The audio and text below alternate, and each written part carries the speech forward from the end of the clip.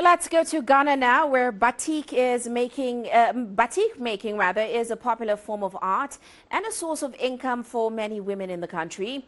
Now, the art of batik has been around for many centuries, and even as other foreign textiles flood the market, the traditional handmade batik is still cherished by many people.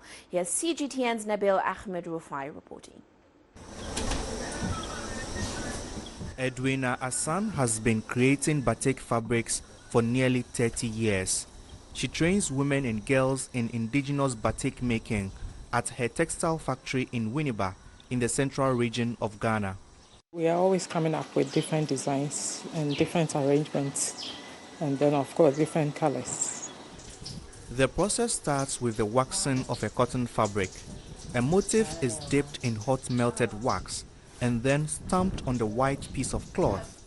Each design is unique, from the Ghanaian symbols known as edinkra to abstract designs. I usually take them from natural objects. Sometimes I take edinkra and modify it.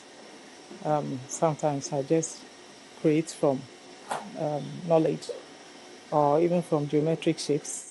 The waxed cotton fabric is then dipped in a dye to produce the desired color. It is later passed through hot water to remove the wax, which then reveals the design of the fabric. After the wax is removed, the cloth is then hung to dry. The entire process of making batik can take several hours, depending on how long the fabric will need to be and the number of colors being used. Ghana's textile industry contributes about 3% of the country's GDP. The domestic market is awash with cheap mass-produced foreign prints. So the locally produced fabrics like batik face stiff competition in terms of pricing. Still, some Ghanaians believe there is a market for it.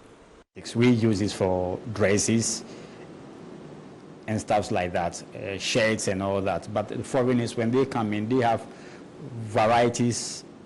They pick varieties of it and they have different uses of it. Some of them would want to use it as a curtain, as a bedspread, as a napkin, some of them also as a tablecloth. Back at Edwina's factory, she believes the local production of batik fabric needs to be preserved to promote Ghanaian culture and tradition. This is a unique area.